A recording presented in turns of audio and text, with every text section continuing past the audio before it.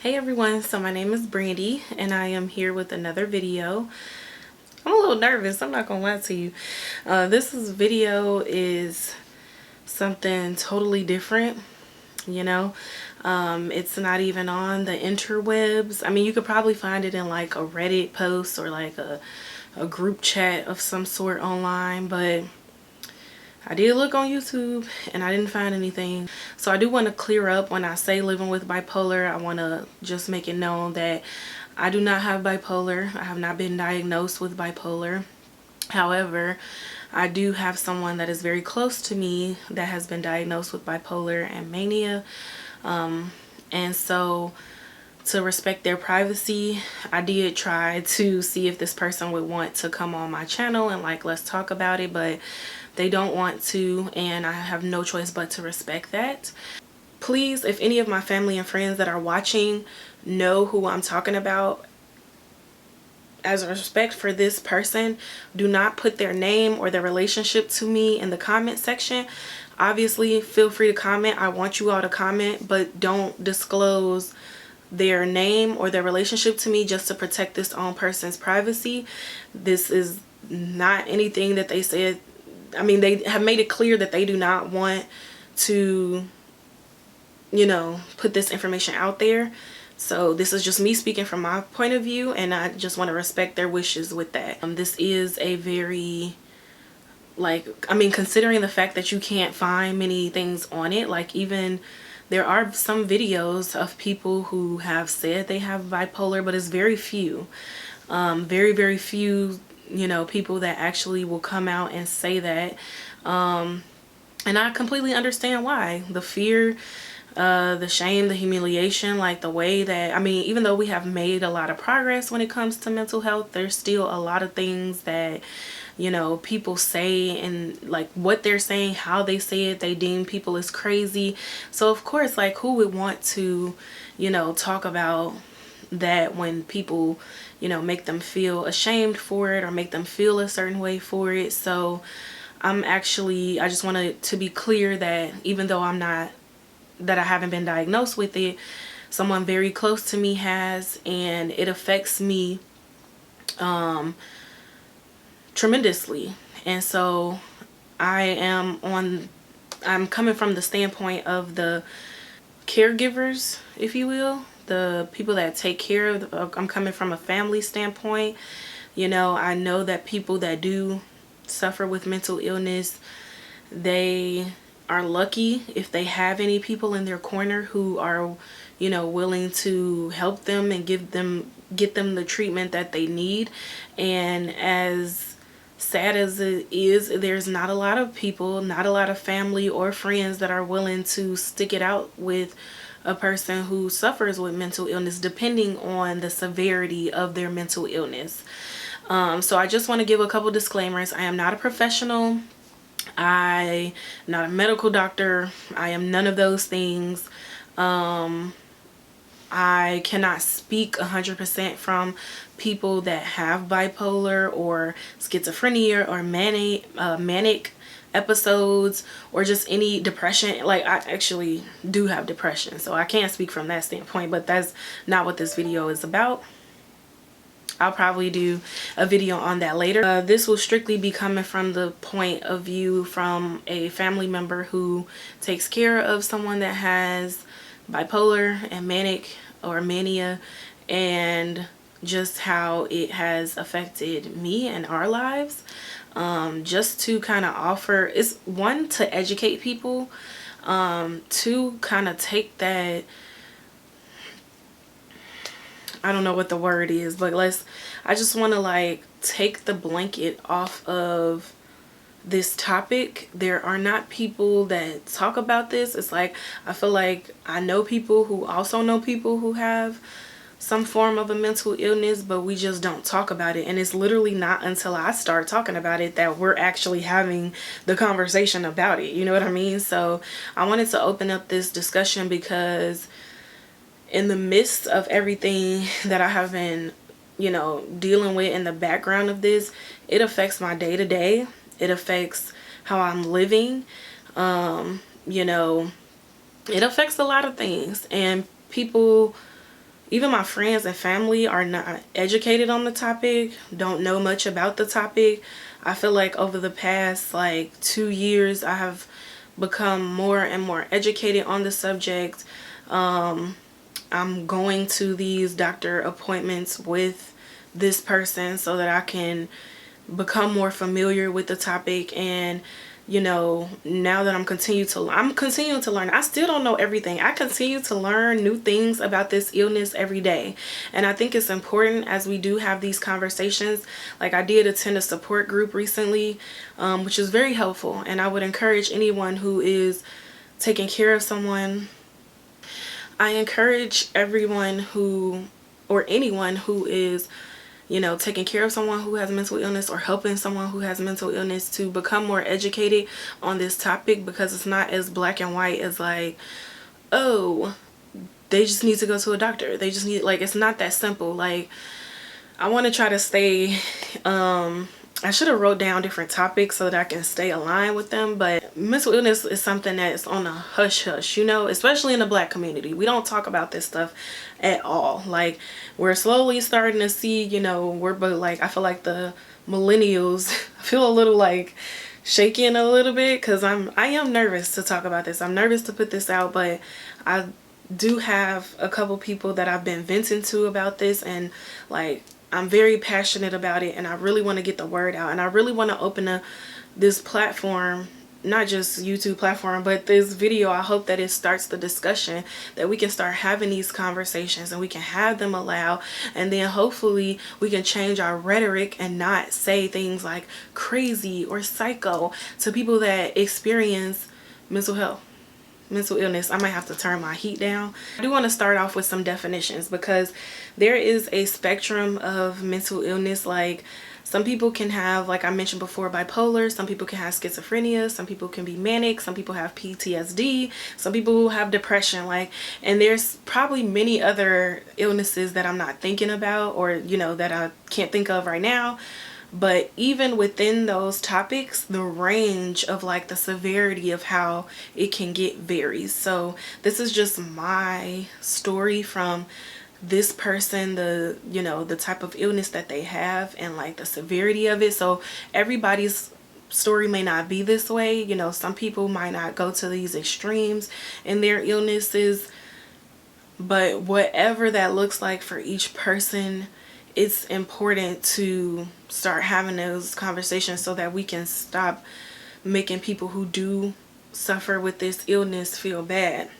And it's important just to say that this is an illness. It's an illness just like how you think about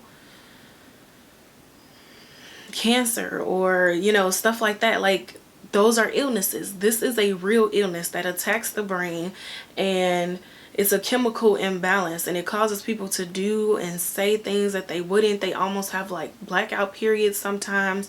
Again, I just want to keep, and I probably will keep saying this throughout the video, that this varies from person to person. So if you're bipolar or manic or schizophrenic or whatever you have, and you're thinking, oh, I'm not like that, I'm not specifically talking about you. I'm not saying that all bipolar people are like this, all schizophrenic or manic people are like this. I'm not saying that. I'm just saying this is my story. This is what I've experienced from this person. And these are all actual traits under this illness from this person. So, you know, the things that, you know, how they behave and how they act are common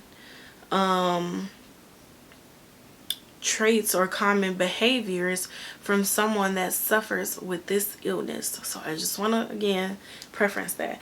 But I do want to, because I'm specifically coming from a space of bipolar, bipolar and manic, I want to provide a definition. So by definition, it is a disorder associated with episodes of mood swings ranging from depressive lows to manic highs.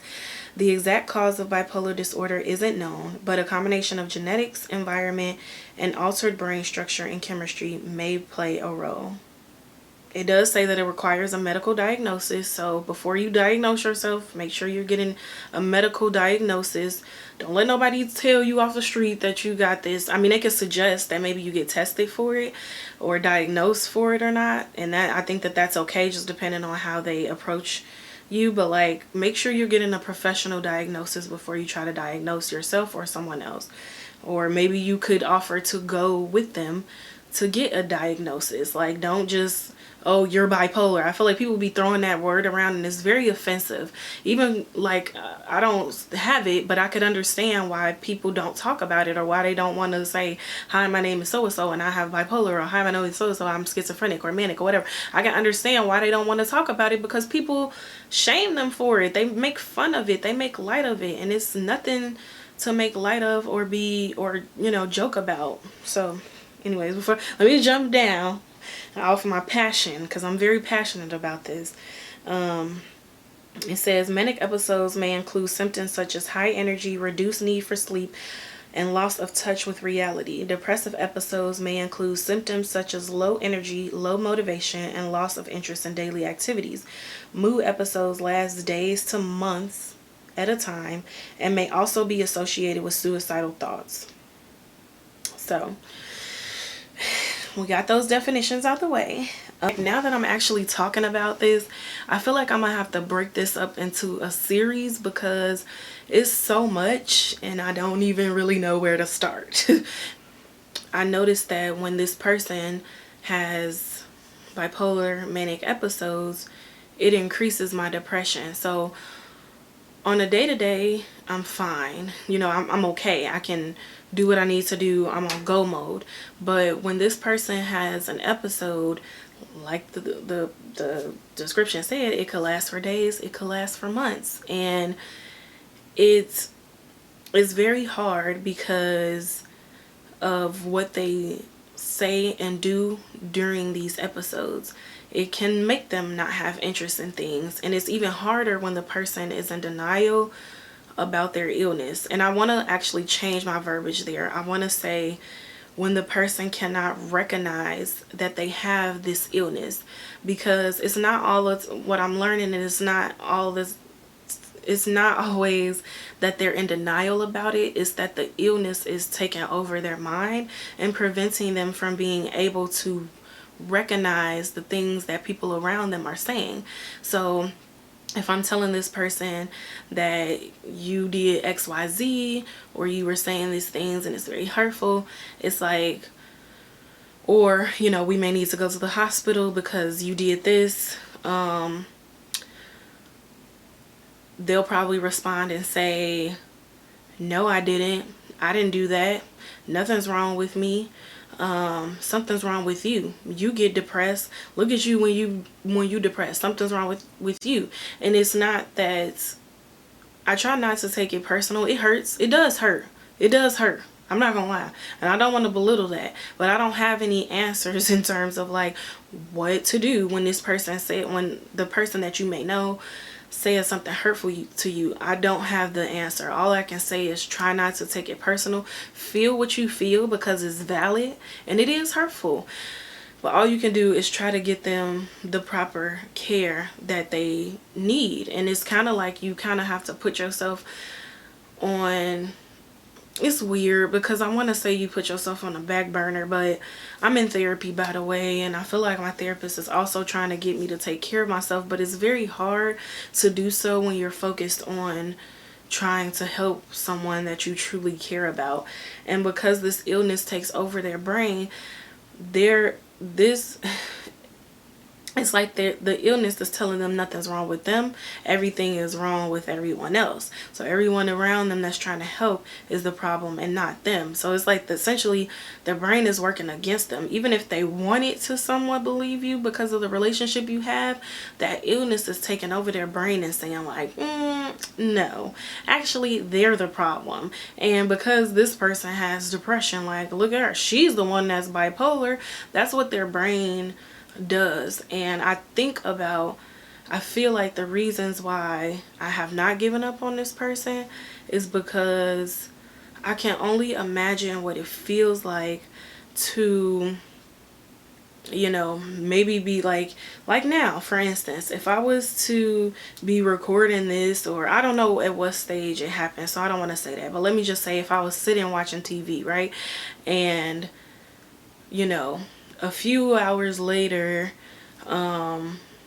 or maybe the next day or a couple days later, like my property management was telling me that I was doing all of these different things in the hallway to the building, to harassing residents or whatever I was doing. Like if they told me that, I would be like, what are you talking about? No, I haven't. I'm not even that type of person. Like, it's natural for people to want to disassociate themselves from things that people are telling them they did. So I get it from that standpoint. From that standpoint, I can understand why one would not believe that something is wrong with them, and I feel like that's the reason why I stay. This person also means a lot to me, and I got my tissues here in case I cry, but this person means a lot to me, and when they're well, they are the sweetest person you will ever meet. But when they're not, they can be mean. They can do things that I really wish I could unsee. I just gotta make sure my camera's still recording. I really wish I could unsee some of the things that I have seen from my childhood up into my adulthood when they've experienced these episodes. I'm just gonna keep it 100. Like, I really wish I didn't have some of the experiences that I've had, because it is very traumatic. It's very hard to witness, and it's scary. And I also could not imagine seeing this person on the street, because we've all, if we don't know anybody personally who has a mental illness, we have all seen someone on the street, you know, talking to themselves, cursing at something, a tree, a pole, you know, whatever the case may be, like literally going off, and maybe switching voices and doing all type of things. Like, I can't even say we all have, because I guess depending on where you live or how you were raised, you probably haven't seen that. But if you live in a city, if you live in a major city, you most likely have, especially with the homelessness that is occurring in America. Like, you have seen it, because people who suffer with this illness do sometimes end up losing their job, losing their homes, because they get in this place where they do things, or you know, they're not making sure that their bills are paid. They're not, if they do take medicine, they're not taking it, or they don't think that anything is wrong with them. So things in their life tend to go downhill. And if a person, a husband, a wife, a mother, a daughter, brother, sister, auntie, uncle, whatever, if they're tired of dealing with this person and they're not educated about it, and I'm not saying being more educated is gonna make you want to stay, because it's not. I still have my moments where I want to give up. I still have my moments where I want to, like, you know, you don't want the help, I'm out. But also I recognize that it's not them. When they're okay, they don't do these things, they don't say these things.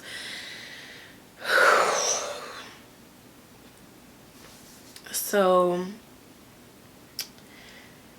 I'm trying to be patient. I'm trying my best to do things differently, and it's hard because I do have someone that is in this with me, and we're both trying to help, but I do feel like I'm more educated on the topic than this person, and they tend to get more frustrated at this person than, you know, I am. Like, and actually this person that's helping me did like say how annoyed they were at the fact that I just keep saying it's frustrating. But it is frustrating, and I don't want to allow myself to say a bunch of mean things when I know this person is, the sick person is not well.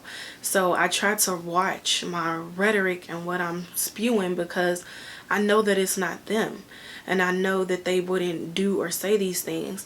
And some of the things, like, just to, I'm not going to say everything, but I will list off a few. I have seen this person, the ill person, chase someone around the house with a knife. I've seen them be over, I don't know if I want to say that, because if it ever does come out for whatever reason, this person get violent. I seen this person almost, set a place on fire, or try to cause harm to others, become over sexualized, spend money that they don't have, ask people for money. This person has asked my friends for money. They have asked my clients for money, which was super embarrassing, and also one of the reasons why I shut down my books last year, because I couldn't risk the reputation of my business going down because of this person's illness. And I've worked very hard to get where I am in my business, and I just couldn't let that happen. But yeah, asking for money, wanting to spend, very anxious to do things, talk to themselves, switch voices, and all of these different things, cook up a bunch of food, throw things. I've seen a lot of things, probably even things that my brain has like put into a box and tried to like lock and key it, because it is a lot. And I'm not going into great detail because it's hard, because I'm trying to respect this person's privacy, but it's hard. It's like, I'm only 29, and I feel like the things that I'm going through with this person is things that people go through when they get way older, when they have to like tend to their parent that's getting old or something like that. It's like I'm doing that at such a young age, and it hurts because I see my friends and how they're living their life and how they're so carefree, and like, yeah, they have issues at work, or like, issues with a spouse, their boyfriends or whatever, their babies or whatever the case may be. And it's like, I got those issues and I'm taking care of somebody. So it's like, I can't even focus on because of how my depression flares up, and my depression don't cause me to stay in bed all day or anything like that, but it does cause me to think very dark thoughts. I think about not wanting to be here, not wanting to exist, because it's hard. It's very frustrating trying to help somebody that doesn't know that they need help, that won't believe that they need help.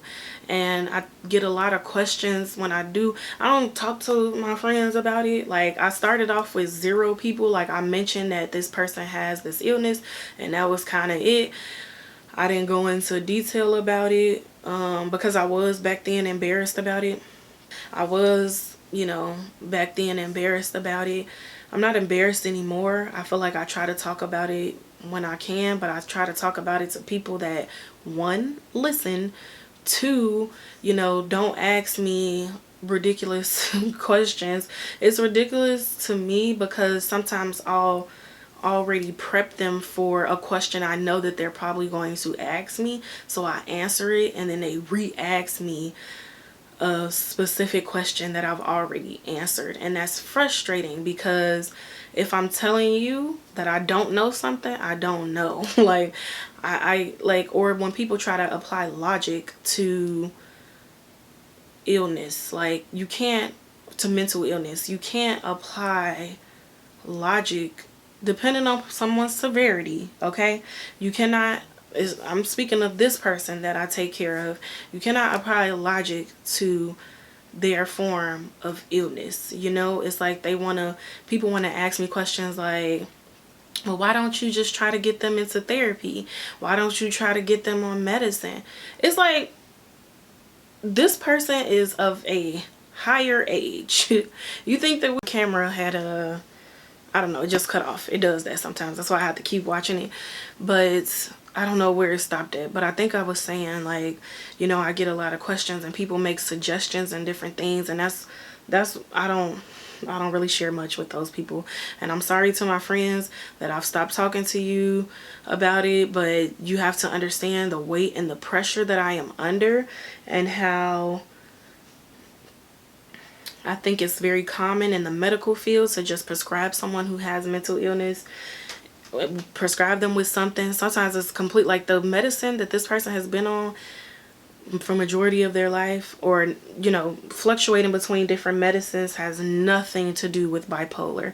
They're not even prescribed for bipolar patients. One of the most recent ones that this person was taking for years, not consistently taking it, but when they did, and when we had a prescription and when we could monitor it, was a prescription called Depakote. Depakote is not for bipolar. Depakote is for people that suffers with seizures, who have seizure attacks or something like that. You can Google it and look it up yourself, but oftentimes doctors prescribe Depakote to people who have bipolar or some type of mental illness. It does work in helping calm them down, and I think that's why it's for seizures, because like I don't know the science behind it, okay, but I'm guessing if it's for seizures, it helps calm that person down in some way. So it does help calm this person when they're having like manic episodes, and it can kind of keep them baseline, but it has a lot of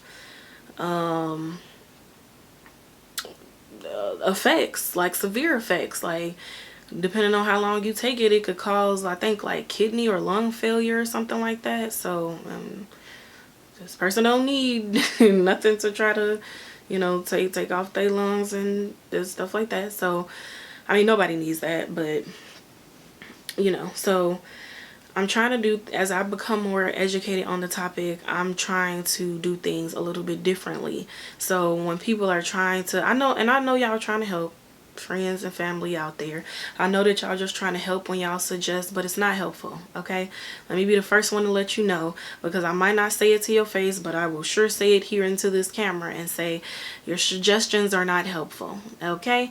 Unless you work in mental health field, you're not helping me, because everything that people have suggested, I have already done. We have already done as a family, and because a lot of the weight falls on me with this person's mental health, I'm trying to do things differently. I'm trying to make sure that the psychiatrist is someone that actually cares about this person's mental health, that seeing a therapist, psychologist, so that they can talk about some of the traumas and things that they have been through, that the psychiatrist can prescribe something that's actually for bipolar and that this person can take. However, even with that being said, it's not that black and white. It's not just as easy as like, let me make sure that the psychiatrist talks to the psychologist and everybody's on the same page. No, because if I didn't already say this, people that have mental illness have rights.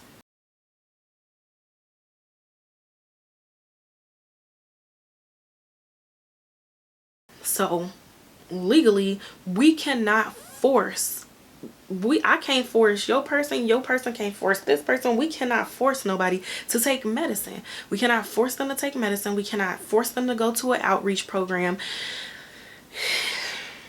By the way, outreach programs is something that I was trying to have this person go to a outpatient program. I keep saying outreach, outpatient program, and this person told the people that they don't think that they need help, and they don't think that this program is good for them, and that they didn't want to come back, and they was gonna do a virtual program. This person suggesting that they're gonna do a virtual program when we have this program for them is so I can't even express the annoyance and frustration that I have. This actually just happened this week. It's still happening. Actually just happened a couple days ago, to be quite frank. And it's frustrating because when they say things like that, that falls on my back. So now I have to look for a virtual program, even though I never thought that the virtual program was going to be good for this person, because they're not gonna sit in front of a computer screen and like focus on whatever is being discussed. I thought it was best me and my other person, not my significant other, but I like kind of want to say who it is. I don't think anything's wrong with saying who it is, but the person that's helping me, they have a lot of frustrations and stuff because they're not as educated on the topic as me, or maybe they are, but they No, they not, because I do be telling this person stuff that they don't know. But also, it's like, one thing that I learned from the support group that I wish I would have added in the disclaimer section, but I'll say it now, is that it's important to look at the person first and the illness second. It's important, I want to repeat that. It's important to look at the person first and the illness second. Look at the person before you look at the illness. Okay? Because, you know, despite their illness, they are still a person. And I think that's the difference between how I respond to the sick person versus the way the person that's helping me responds to the sick person, because it's very easy to see the illness before you see the person. But I think if you see the person before you see the illness, then you're able to, like, you know, understand a little bit better. It's still hard. It's very frustrating. And I can't tell you all the amount of times that I have cried, that I have wanted to give up, that I throw my hands up and all that stuff, because it's way easier to just let this person be controlled by their thoughts, to let them cause harm to themselves, cause harm to others, potentially get evicted, potentially be out on the street doing God knows what. That would be super easy. Of course, why not choose that route? Who wouldn't want to choose that route? I should choose that route today. If that was what this video was about, it would be like, hey, let's all give up on our loved one that suffered from mental illness. F them, you know? But that's not what I'm here for.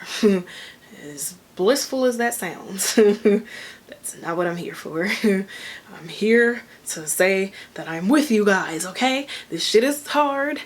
Hopefully YouTube don't flag me, because I really want to get bowdy about this, okay? I really want to get but I'm going to try to dial it back, y'all. I'm trying to dial it back. Because if I could list out the things for real that I have been through, like, I feel like I actually recently was telling my friend earlier this week, I finally decided to kind of lay it out, and she still didn't get everything, but she got a chunk of it, and it brought her to tears. She started crying, which I was really not expecting, but she's like, it actually touched me, because it meant that she could understand that this is hard. And I feel like if that brought her to tears, like, you know, maybe I should talk about this more. I have been saying it, but I get nervous, and I don't know what type of attention this is gonna bring. But all I really want to do is just say that to anybody that's taking care of somebody that has a mental illness, like, I'm with you. I want to give up every day. Sometimes it's frustrating. It's like, I think it's a little bit easier for people who do take care of someone with mental illness, that is aware of their illness and that actually acknowledges it and, like, takes medicine for it or gets the proper health and treatment for it that they need. It's much easier for someone that, you know, maybe on the lighter end of the spectrum of a mental illness disorder, that they're aware of it. But when the person is not aware, when their illness is fighting them on whether or not they are sick, it presents a whole different layer of problems.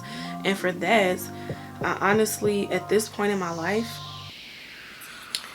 would not be here for, obviously, God, and God sending this next person that I'm about to say. Ooh, I need a massage so bad, y'all. When I tell you the level of stress I feel in my back. Thank you for watching. If you made it through the video, love you all. Thank you for the support. Don't forget to like, comment, and subscribe, and I will see you in my next video. Bye.